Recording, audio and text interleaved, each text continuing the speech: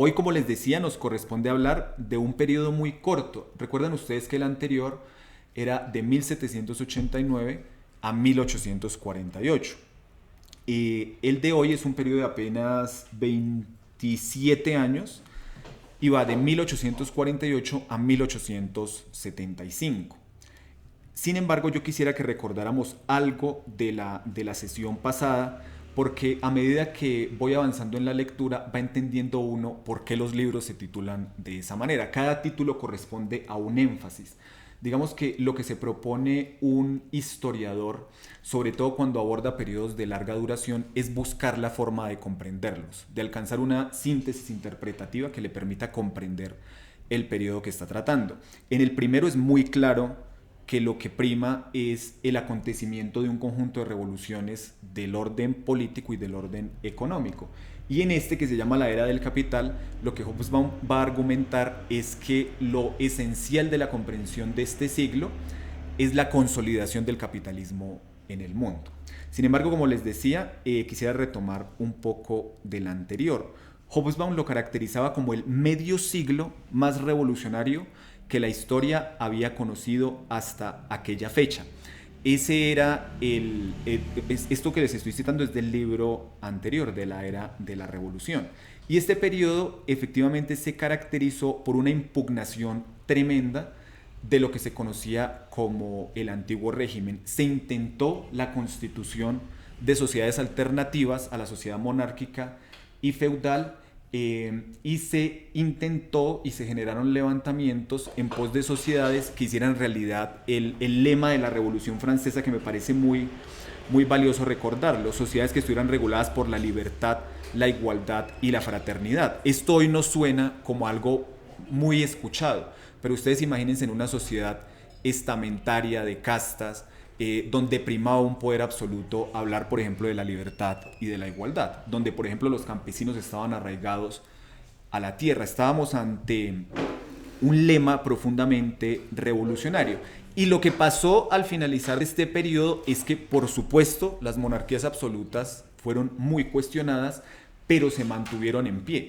Incluso cuando terminemos el análisis de hoy, cuando lleguemos a 1875, seguiremos viendo que sobrevive el antiguo régimen. Como se decía coloquialmente, las cabezas coronadas de Europa, los reyes se mantenían en el poder.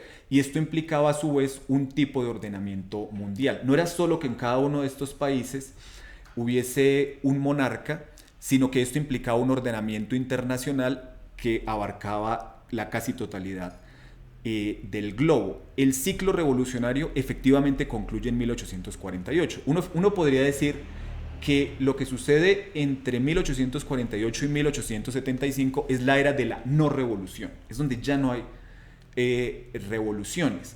O se producen levantamientos como la Comuna de París de 1871, que ya no son como la gran revolución europea de 1848, sino que son levantamientos localizados y que fracasan. Después pensaremos, cuando analicemos el siglo XX, cuándo podríamos decir que hubo otra era de la revolución, cuándo se volvieron a presentar levantamientos revolucionarios de gran amplitud. Pero lo que pasa en esta era del capital es que ya no, el asunto de lo revolucionario ya no aparece como algo que amenace el régimen dominante. De hecho, sucede una cosa, y yo leyendo estos textos he entendido por qué Marx es tan importante y por qué sigue vigente pese a tanta estigmatización, porque el propio Marx, en la era de la revolución, creía que iba a acontecer una revolución mundial que iba a instaurar otro tipo de régimen.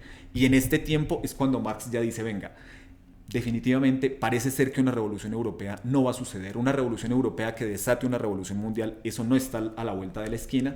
Y finalmente él resulta pensando otra cosa, y es que posiblemente vaya a haber revolución en Rusia, lo cual no aparecía en sus previsiones iniciales. La era de la revolución afecta poco a Rusia.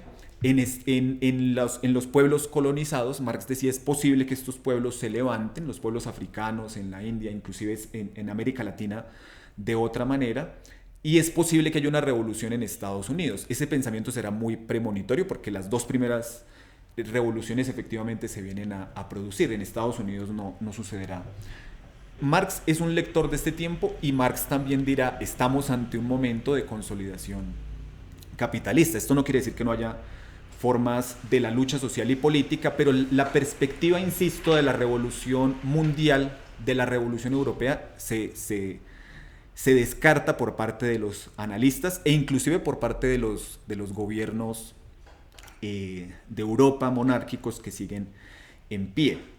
Ahora, esto implica varias cosas. Que se haya dado esta era de la revolución y que ya no aparezca en las perspectivas implica varias cosas. Uno es que los sectores de la alta burguesía, muchos de los cuales hicieron, por ejemplo, la Revolución Francesa, dejan de ser revolucionarios. O sea, de alguna manera, la burguesía, los negociantes, grandes comerciantes, industriales, pierden esa característica de ser revolucionarios que tuvieron en la era de la revolución. Ustedes recuerdan que nosotros señalábamos que la Revolución Francesa en algún punto implicó una alianza entre las categorías más bajas del pueblo, trabajadores urbanos, campesinos, etcétera, y miembros de la burguesía media y de la alta burguesía. Esto ya no se volverá a ver. Que las clases burguesas aparezcan como revolucionarias es algo que ya no volverá a acontecer. De hecho, las clases burguesas altas le van a tener cierto temor a aliarse con los sectores populares porque se van a dar cuenta que hay una gran potencia en los sectores populares y que eventualmente las revoluciones pueden llegar a desatar cambios que impliquen una vulneración de sus propios intereses. La vez pasada yo les decía que en este tiempo, en la era de la revolución, se había presentado una diferenciación entre moderados y radicales. Y aquí ya no solo va a aparecer esa diferenciación en el seno, digamos, de las mismas organizaciones o de las mismas instituciones decisorias, sino que va a haber una división radical a partir de la cual las clases altas burguesas no van a aspirar a unirse al bajo pueblo para hacer la revolución, y el bajo pueblo también va a aspirar a adelantar sus reivindicaciones y sus acciones políticas de manera independiente. Entonces, esta es una de las consecuencias. La burguesía, insisto, deja de ser revolucionaria, pero esto también implica otra cosa, y es que la burguesía se da cuenta que puede adelantar cambios que necesita para imponerse como clase dominante. Recuerden ustedes que la clase dominante no es la burguesía, sino la nobleza, que tiene otro tipo de características y que está asociada al poder monárquico. La burguesía se da cuenta de que puede lograr cambios sin hacer la revolución. Eso es muy interesante para pensar asuntos políticos tanto actuales como posteriores a este tiempo. Y se dan fenómenos muy interesantes, como por ejemplo lo que sucede en Alemania en la era de Otto von Bismarck, que fue un dirigente alemán muy importante en este periodo, uno de los arquitectos, quizá el arquitecto fundamental de la unificación alemana, un reaccionario, un militarista prusiano, pero que resulta siendo de alguna manera el iniciador del estado de bienestar. O sea, es muy curioso que un tipo que por principio no representaba una opción transformadora decida adelantar cambios en la sociedad, cambios inclusive muy fuertes como los que le decía, por ejemplo, generar mecanismos de previsión social para que la pobreza o las condiciones económicas de cada uno implicaran menores riesgos. Este tipo, y eso sucede en general en todo el mundo, se adelantan transformaciones que no son revolucionarias y que intentan conjurar justamente el peligro revolucionario y responder a ciertas peticiones de los sectores populares y de los trabajadores. Al mismo tiempo, como ya lo señalaba, las clases bajas, los trabajadores, etcétera, empiezan a buscar formas de organización independiente. Y en este periodo aparecen organizaciones importantísimas para entender la política contemporánea. Y quisiera dar solamente dos ejemplos. Uno, el Partido Socialdemócrata Alemán, que hoy sigue existiendo y que tuvo una gran relevancia en los finales del siglo XIX, en el XX, inclusive aún hoy existe, aunque la socialdemocracia está en crisis en el mundo. Y también aparece una organización de la que estoy seguro que ustedes han escuchado hablar, la Asociación Internacional de Trabajadores, que seguro todos la conocemos como la Primera Internacional. Primera Internacional que es liderada por Marx. Esa será una historia en la que valdrá la pena profundizar más adelante y que existe entre 1864 y 1872. Uno podría decir también que aquí deja de ser relevante lo que se conocía como el socialismo utópico y que el socialismo más de cuño marxista, revolucionario, que aspira a la organización del proletariado y a la revolución mundial, emerge en el mundo. Justamente, lo mencionaba la vez pasada, de 1848 es el manifiesto del Partido Comunista. El socialismo va a ser una vertiente de la organización política que se pretende de las clases subalternas, no ya una mezcla de burgueses y proletarios, sino propiamente una organización de las clases trabajadoras, subalternas, etcétera. Bueno, en la sesión anterior también yo les hablaba de la revolución industrial. Y una de las cosas que yo les señalaba en esa oportunidad es que se había producido un despegue de las capacidades productivas de la humanidad. La revolución industrial, por supuesto, siguió aconteciendo, pero la diferencia que uno podría establecer entre el primer periodo y este es que en el periodo que va de los inicios de la revolución industrial a finales del siglo XVIII y hasta mediados del siglo XIX, la revolución industrial y esa ampliación de las capacidades productivas se encuentran muy localizadas. Uno podría decir en estricto sentido que en la era de la revolución los países industrializados o altamente industrializados eran Inglaterra y Bélgica. En el resto del mundo había avances, pero no alcanzaban la capacidad de estos dos países. Lo que va a suceder en la era del capital, y Hobsbawm lo llama el gran boom económico, es que lo que era un asunto sui generis, un proceso económico sui generis que se presentaba en unos pocos países, se va a ampliar a la totalidad del mundo. Entonces lo que se produce en este periodo es que el capitalismo o la revolución industrial, para decirlo en otros términos, amplía las bases de su desarrollo y se extiende por el mundo. El mercado avanza decisivamente hacia su mundialización. La idea de que iba a haber un mercado mundial ya existía, pero en este tiempo se dan procesos concretos que permiten pensar que el mundo puede estar agrupado bajo un solo sistema económico, que se puede tener unos circuitos comerciales y unos circuitos productivos que abarquen a la totalidad del planeta. Eso específicamente es lo que acontece con gran énfasis en este periodo. Por eso Hobsbawm nos dirá que la era del capital va de 1848, momento en que se produce un gran boom económico.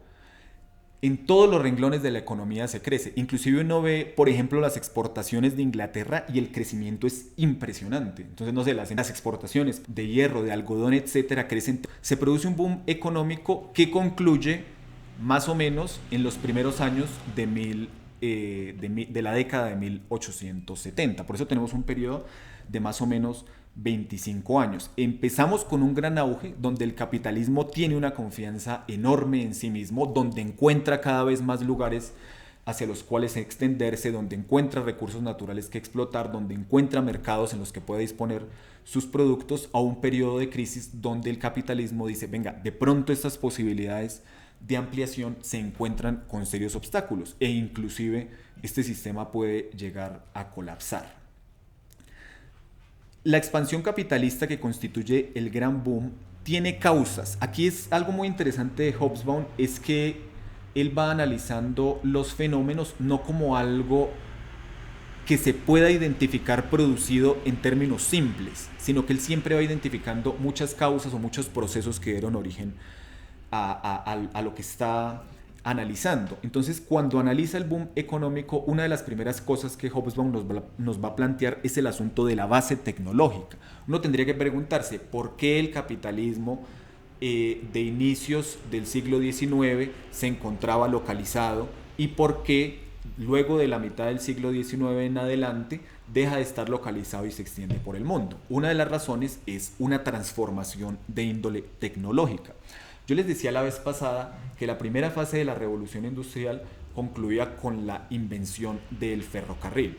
el ferrocarril aparece entonces como uno de los pilares tecnológicos de la ampliación del capital. El ferrocarril surge como una manera de extender el capitalismo. O sea, no surge como solamente producto del espíritu aventurero o filantrópico de unos tipos que descubrieron que para la gente era mejor desplazarse a 90 kilómetros por hora que en animales, sino que surge como una posibilidad de extensión del capitalismo. El solo hecho de los británicos ir a hacer ferrocarriles en otras partes del mundo ya implicaba unas posibilidades económicas impresionantes. Y efectivamente los británicos hacen ferrocarriles en América Latina, en Asia, en Australia, en África, etc. Entonces el ferrocarril aparece como uno de los inventos esenciales que justifican esta extensión del capitalismo.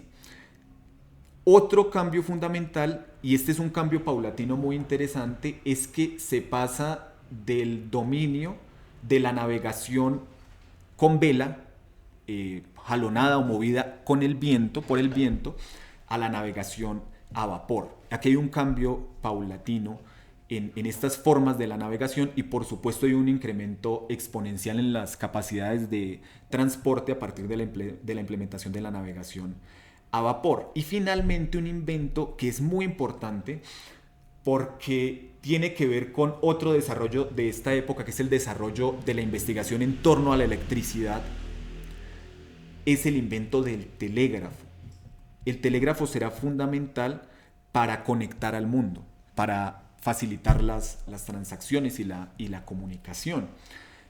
Allí también hay un asunto que nos debería generar vértigo y que quizás es equivalente a otros que nosotros hemos vivido en nuestro tiempo, y es pasar de enviar cartas, lo cual por supuesto demoraba, así fuera en ferrocarril, lo que tardaba el ferrocarril, a enviar mensajes a partir del telégrafo, que estaba la instalación del telégrafo, por decirlo así, implicó el tendido de cables que conectaban el mundo. Entonces Hobsbawm cuenta que, no sé, entre Londres y Tokio se podía hacer una comunicación en términos de minutos. Esto implicará una transformación radical que por supuesto tendrá aplicaciones en la vida privada, quizá no en sus inicios, pero que fundamentalmente obedece a este asunto de incrementar la dinámica económica. E insisto, estas tres cositas ya le dan a uno para decir, venga, si pasamos a desplazar las mercancías interiormente con ferrocarril, internacionalmente con barcos a vapor, y si pasamos a comunicarnos con telégrafo, necesariamente eso, junto a otros muchos cambios, generará una posibilidad de incrementar las transacciones comerciales por el mundo y de involucrar otros lugares del mundo que no eran propiamente de orden capitalista en la dinámica de las transacciones capitalistas. Hobsbawm además dice que en estos años estamos en la era del hierro y del carbón. Yo ya les decía en la primera que en el siglo XIX se produce el cambio de la utilización del carbón vegetal al carbón mineral o carbón de piedra, también lo llaman en este libro. Y eso también cambiará la economía. Y lo mismo la utilización del hierro. El hierro, y es llamativo porque hierro y carbón, uno podría decir igual ferrocarril. El ferrocarril necesitaba de las dos cosas. Y esta será una época marcada por la utilización de estos dos materiales. En esta misma época se generan las condiciones para la utilización del acero. Ustedes saben que el acero surge como una aleación a partir del mismo hierro. Del mismo hierro. Pero la utilización masiva del acero será posterior. Pero los cambios necesarios para producir el acero se producirán en este tiempo. Y el acero también representará un montón de cambios en el mundo.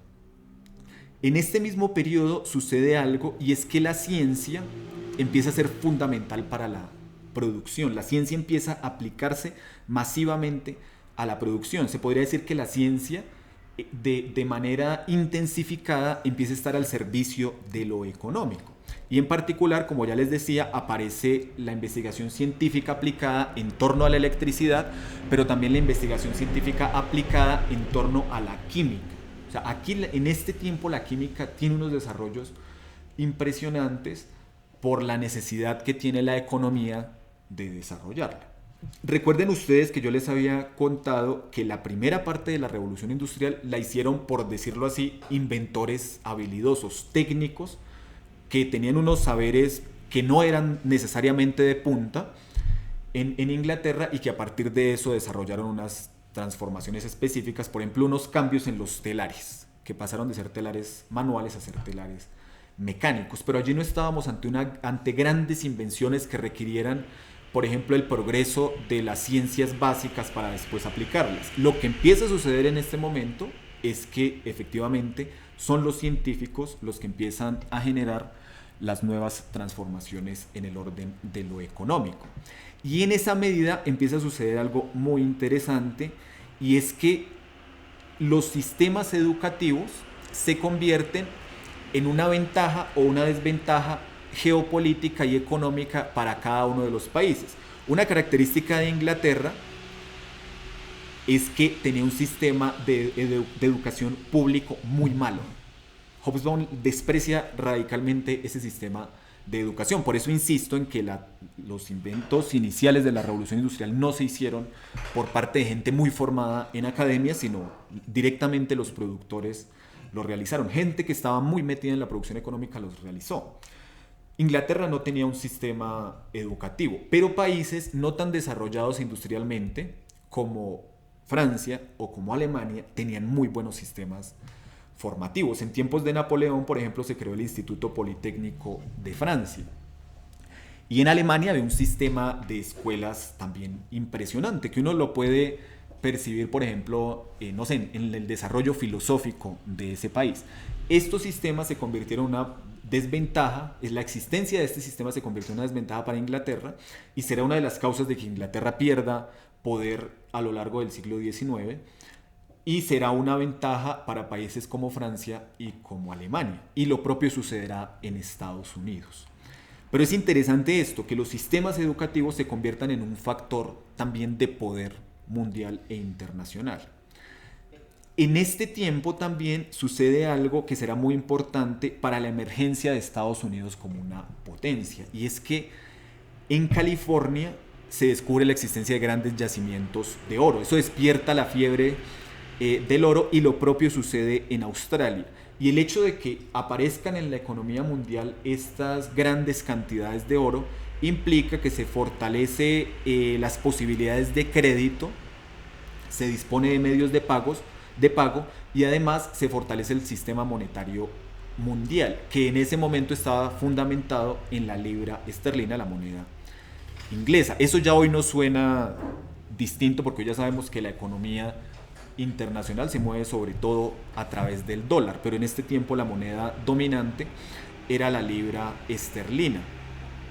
Además, esto lo tenía para más adelante, pero me parece importante señalarlo, y es que el descubrimiento de estos yacimientos de oro en California hará que sea necesario interconectar los Estados Unidos, porque Estados Unidos estaba dividido entre su costa este, donde tenía el mayor desarrollo económico y por donde empezó a surgir los Estados Unidos, y su costa oeste, que tenía algunos desarrollos, pero que no era tan adelantada como la otra costa.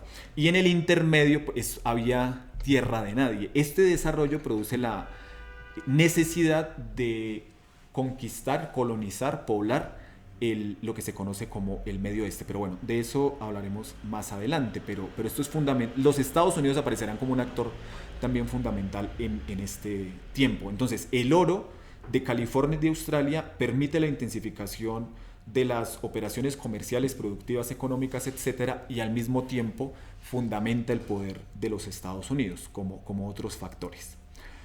Otra característica de este periodo es que se va a producir una hegemonía de un tipo de pensamiento que es burgués. Y es muy interesante que puedan seguir existiendo monarquías absolutas con grandes poderes, pero al mismo tiempo apropien un pensamiento burgués, que se diría que lo burgués va en contra de lo monárquico y de lo noble. Pero se vio en ese tiempo, los monarcas eran lo suficientemente inteligentes para entender que el liberalismo, esta es la ideología burguesa de la que estoy hablando, que los postulados del liberalismo eran buenos para tener poder internacional. Entonces, otro de los factores que posibilita el boom económico al que nos estamos refiriendo es la hegemonía del liberalismo económico como forma de pensar la vida, podría decirse, y en particular el asunto del desarrollo económico.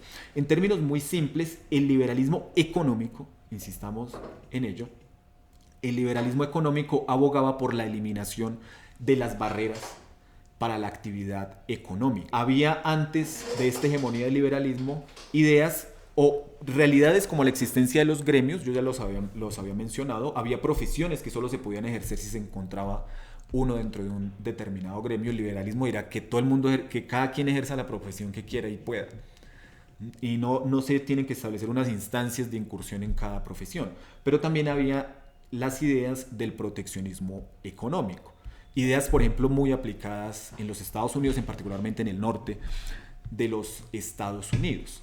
El liberalismo económico dirá nada de gremios y nada de proteccionismo económico. Dejar pasar, como ya lo mencionaba en la sesión anterior. Y aparecerá, que esto es muy importante para el presente, una idea, y es que la unidad fundamental de la libertad económica, lo que se debe dejar libre para que la economía se amplíe, es la empresa privada.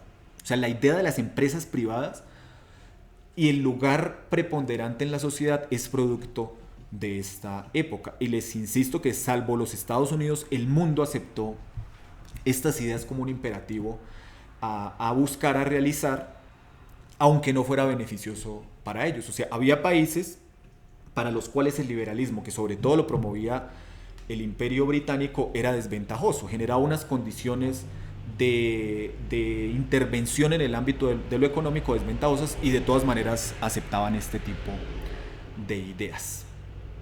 Otro asunto fundamental de este periodo es que, como lo decía, el desarrollo no aparecerá solamente en dos países, sino que se extenderá a otros: Francia, Alemania, y fuera de Europa a Estados Unidos y Japón.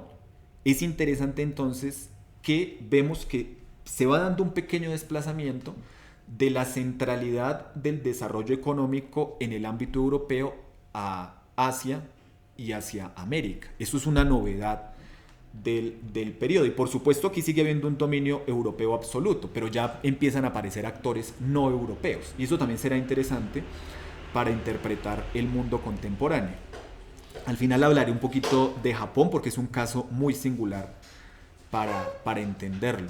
Entonces, primer proceso del que quería hablarles, el boom económico que caracteriza este tiempo. E insisto, yo creo que por eso este libro se llama La Era del Capital. Y este es como el pilar interpretativo que tiene Hobsbawm de este periodo. Pero también en este tiempo sucede, paralelo al boom económico, uno podría decir que este es un proceso subsidiario del boom económico, se produce o se avanza en lo que Hobsbawm llama la unificación del mundo. Y como les decía, se trata de un proceso agenciado por el capital.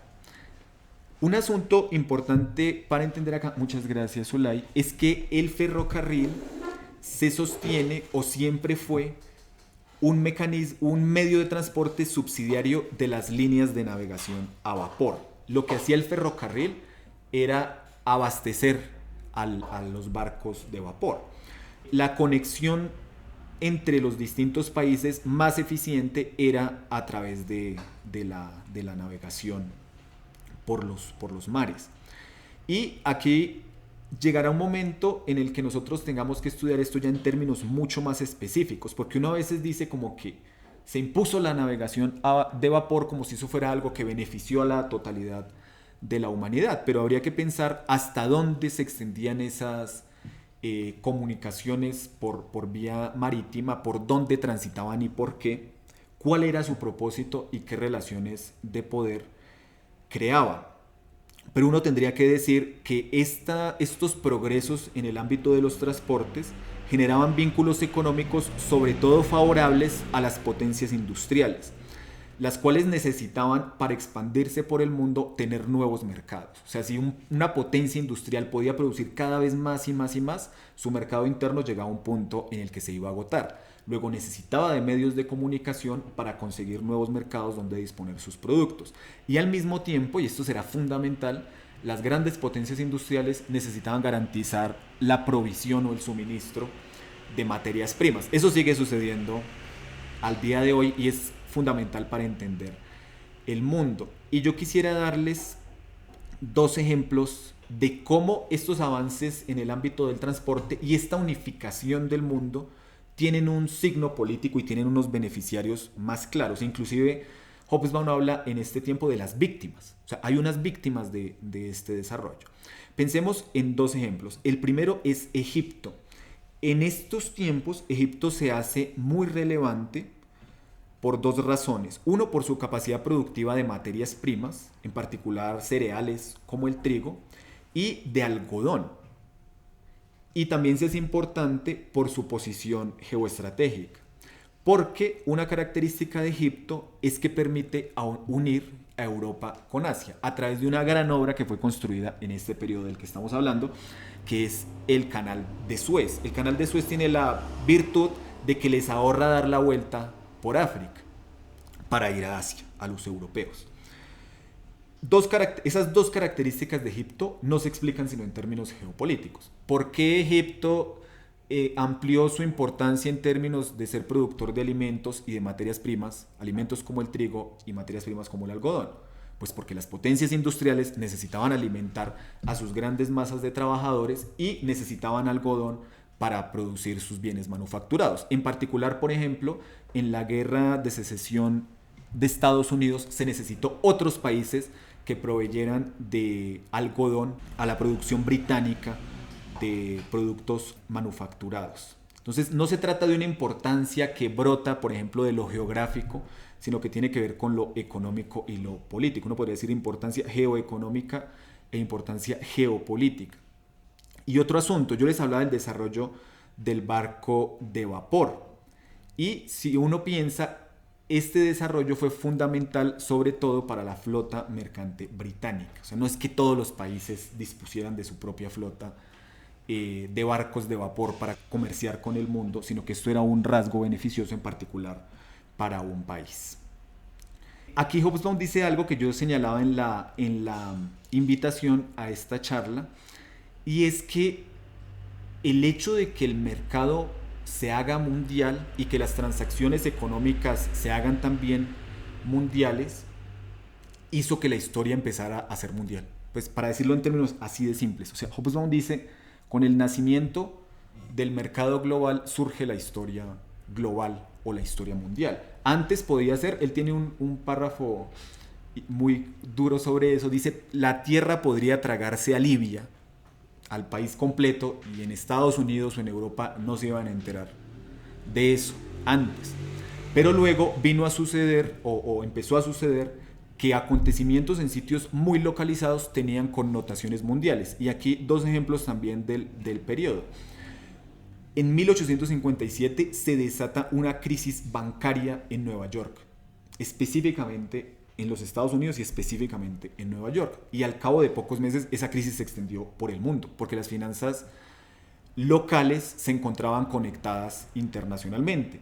Insisto, entender eso nos permite pensar el mundo contemporáneo. O sea, nosotros sabemos que en 2008 hubo una crisis mundial porque quebró Lehman Brothers en Estados Unidos. Y eso que uno podría pensar en términos de ignorar las determinaciones globales, pero nos afecta definitivamente. Y lo propio sucedió con el tiempo que cierra este periodo histórico, que como les decía es los primeros años de la década de 1870, en particular 1873, cuando se da también una crisis económica, crisis que esta vez empieza en Viena, pero se extiende por todo el mundo e inclusive Hobsbawm menciona a Sudamérica. Entonces, en algún momento nosotros, cuando estemos estudiando la historia de Colombia, tendremos que acordarnos de esto. Pero se da esta interconexión y entonces este asunto de estudiar la historia en perspectiva global no es que uno tenga una curiosidad intelectual, no es que uno diga, venga, comparemos esto con aquello, sino que el objeto mismo demanda el estudio global.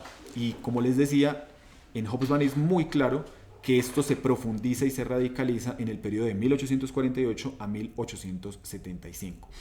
Otro fenómeno clave de este periodo es la construcción de naciones, que también será muy importante para pensar la realidad propia de nuestro país. Uno hoy ve las naciones y las ve muy consolidadas. Tiene uno la idea de que los sistemas nacionales es algo que está consolidado y que se ve muy poco cuestionado. Y por eso es importante interrogar lo existente en sus perspectivas históricas, porque se da uno cuenta que es menos sólido y menos inmutable de lo que se creía. Y el periodo que estamos estudiando se caracteriza profundamente por la unificación de territorios fragmentados. Uno tendría que pensar que una de las razones que hizo que los países o pequeños territorios se quisieran articular en estados-nación es la competencia económica. Era muy difícil en un mundo de superpotencias seguir existiendo en el mundo como un pequeño principado. Entonces, en este tiempo se dan procesos de unificación de territorios fragmentados que se van a constituir como estados, y procesos de unificación ya no territoriales sino poblacionales, estos no son términos de Hobsbawm sino una idea que se me ocurrió para entender mejor. Se produce entonces unificación territorial y unificación poblacional. La territorial a partir de la constitución de estados, entidades político-administrativas que iban a abarcar territorios, y la unificación de las poblaciones a partir de instituciones que lograban homogenizar poblaciones que no por principio eran idénticas. Uno se imagina que cuando se constituían las naciones o los estados-nación era porque las naciones ya existían, pero eso no es así y ya lo explicaré. Pero este asunto de la constitución de los estados-nación, de la unificación de territorios, no era algo que se diera de manera pacífica, porque si unos determinados territorios aspiraban a unificarse, implicaba que podían poner en cuestión las fronteras de otras entidades políticas y administrativas y podían estar reclamando su independencia. El ejemplo paradigmático de esto es que la construcción del Estado alemán, del Estado italiano y del Estado húngaro implicaba amenazar las fronteras y la extensión territorial del imperio de los Habsburgo, imperio que sobre el que nos hemos referido como imperio austrohúngaro, pero que realmente se convierte en imperio austrohúngaro en este periodo, y ya lo explicaré más en detalle. Asuntos que yo creo que son importantes de tener en cuenta en este periodo para pensar el asunto de la unificación y de la constitución de Estados-nación. Primero, la unificación de estos territorios, por ejemplo la unificación alemana o la unificación italiana, se produce porque unos determinados espacios territoriales buscan hegemonizar a otros. O sea, de alguna manera un espacio territorial menor es el que promueve la unificación de otros o la anexión de otros a este espacio territorial inicial. Ejemplos claros de esto: la unificación alemana será hegemonizada por el reino de Prusia y la unificación italiana por el reino de Saboya. Entonces allí también, esto lo digo sobre todo porque quiero dejar la pregunta, porque no sé, que los pueblos decidieron unificarse o que fue un proceso necesariamente democrático, sino que había entidades que estaban interesadas en la unificación de otros territorios, en la anexión de estos a un territorio inicial y la ampliación de este. Las unificaciones, contrario a lo que uno podría pensar, no obedecieron necesariamente a homogeneidades culturales fáciles de establecer. De hecho, se dan casos curiosos como el de Italia, donde todo el mundo no hablaba italiano. Toda la gente que resulta constituyendo el Estado italiano no hablaba italiano. Y hay una frase que me llamó muchísimo la atención, y es uno de estos políticos que intervino en la unificación de Italia. Decía: ya hicimos a Italia, ahora nos toca hacer a los italianos, porque no necesariamente todo el mundo compartía esas formas culturales. Y lo mismo se podría decir de Alemania. Uno podría pensar que si Alemania quería unificar su nación y en esa medida todos los que compartieran unas características culturales, tenía que abarcar a toda la población germanoparlante. Pero cuando Alemania se unifica, no aspira a esto. Por ejemplo, los austríacos hablaban alemán y Alemania no quiso, además porque no era tampoco realmente posible abarcar a esa población germanoparlante. Pero también habían otras poblaciones germanoparlantes que no entraban dentro de las aspiraciones de unificación de Alemania. Entonces las naciones también será algo que habrá que construir. No es algo que el Estado reconoce y abarca, sino que el Estado mismo las construye. Por eso en este periodo es muy importante, y Hobsbawm hace énfasis en eso. Por ejemplo, él dice, la educación primaria en estos países no se implementó solo para enseñarle aritmética a los niños y enseñarles a leer, sino, por ejemplo, la educación primaria era fundamental para que todo el mundo hablara el mismo idioma. O sea, para que existiera un idioma oficial era necesario generar unos mecanismos de transmisión de estos. Además empezaron, por ejemplo, a surgir con mayor énfasis las historias nacionales. Este asunto que nosotros tenemos a veces, por ejemplo, de pensar que podemos estudiar la historia de Colombia desconectándolo del mundo, también tiene origen en formas del nacionalismo, que generaban leyendas sobre la grandeza y la excepcionalidad de los países.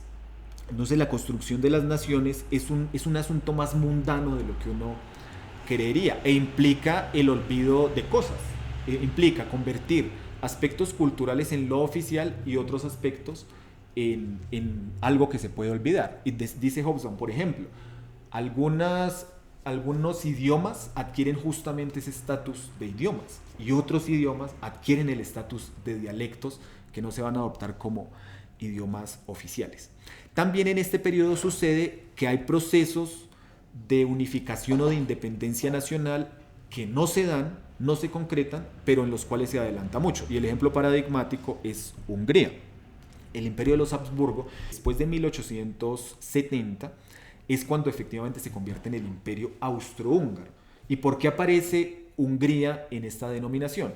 Porque esta es la manera que encuentra Austria de mantener a Hungría como parte de su territorio, y se conforma lo que se dio a llamar como la monarquía dual, en la cual había también una cierta independencia gubernamental por parte de Hungría. Por eso adquiere entidad nominal y además entidad política y administrativa. Con lo que quiero cerrar es con lo siguiente. Lo que sucede en este tiempo es que el capitalismo europeo sigue dominando el mundo y profundiza su dominio. Incluso yo les hablaba a ustedes de que han surgido potencias extraeuropeas como Estados Unidos y Japón. Pero ¿cómo pudieron surgir esas potencias extraeuropeas? Adoptando las formas propias del desarrollo de Europa. O sea, en este tiempo era imposible, y ahora también, era imposible tener algún tipo de entidad y de poder geopolítico sin adoptar estas formas de la organización de la vida social. O sea, no se podía tener un lugar en el mundo si no se era capitalista al estilo británico.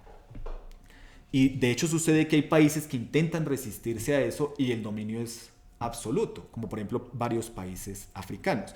Entonces lo que hace Estados Unidos y Japón, en el proceso de Japón es muy interesante y habría que estudiarlo en detalle, porque los japoneses se dan cuenta de que empiezan a ser objeto de la codicia de las potencias europeas en particular, pero también de Estados Unidos, y se dan cuenta que están en una ubicación estratégica y que es cuestión de tiempo de que sean invadidos. Además se dan cuenta del ejemplo de India o el ejemplo de China, que son destrozados por potencias europeas, en particular por el Imperio Británico. A partir de esta constatación se empieza a dar una revolución desde arriba. O sea, uno diría, no, que no era la época, la era de las revoluciones. Efectivamente, sí se dan cambios, pero por ejemplo, lo que sucede en Japón es que lo que en otros países habían sido cambios agenciados por las clases bajas y por la burguesía, aquí son agenciados por las clases más poderosas. Hay, por ejemplo, una instauración de la propiedad privada que no existía, la propiedad privada de la tierra, y hay la eliminación de categorías sociales propiamente feudales. Entonces aquí aparece por ejemplo este asunto de los samuráis, que uno lo ve en las películas como una cosa solamente de artes marciales, pero los samuráis eran una clase, parte de la clase dominante, porque eran guerreros. Por ejemplo, esa es otra característica. ¿Qué caracteriza a las potencias industriales? La constitución de ejércitos regulares, el reclutar masivamente dentro de su población. Ya los ejércitos de estas potencias ya no obedecían al honor o a la distinción que podía implicar ser un samurái en este tiempo. Entonces distintas categorías sociales como los terratenientes son suprimidas o menoscabadas en su poder y se generan otro tipo de relaciones, como por ejemplo, ya les decía a ustedes, la conversión de la propiedad sobre la tierra en propiedad privada. Esto afecta a los terratenientes, pero también afecta a poblaciones que tenían, por ejemplo, tierras comunitarias. Las tierras comunitarias eran muy comunes antes de que el capitalismo emergiera. Una de las cosas que es el capitalismo es erradicar estas formas de la propiedad. Se elimina la servidumbre. Insisto, las clases altas eliminan la servidumbre de los campesinos. Entonces un campesino deja de estar necesariamente ligado a la tierra y puede moverse por el país. Una de las características del dominio feudal es que los campesinos estaban adscritos a la tierra. Cuando ya se elimina la servidumbre, ya un campesino se puede convertir en un proletario que se desplace por todo su país. Se busca constituir una clase burguesa, se avanza en la industrialización del país, se intenta modernizar el Estado y en ese sentido esta revolución desde arriba implica la constitución de una burocracia ya profesionalizada y eficiente. Se producen cambios que uno podría decir aburguesan u occidentalizan a Japón.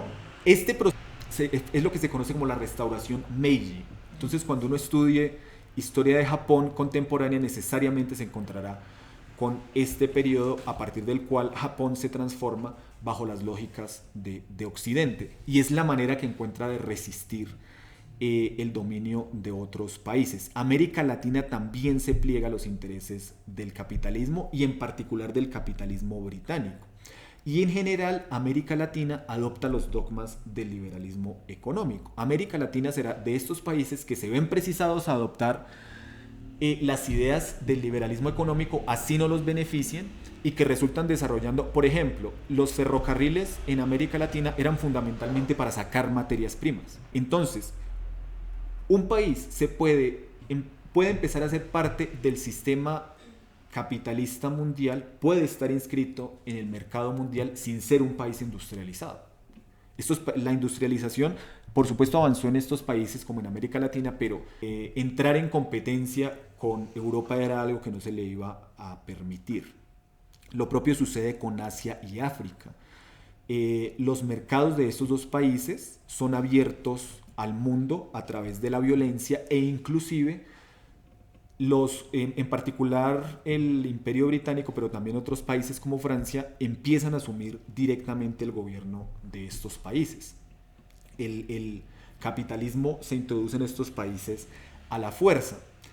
El caso de China y de India es el caso más paradigmático, donde se producen revoluciones en este periodo que son reprimidas brutalmente.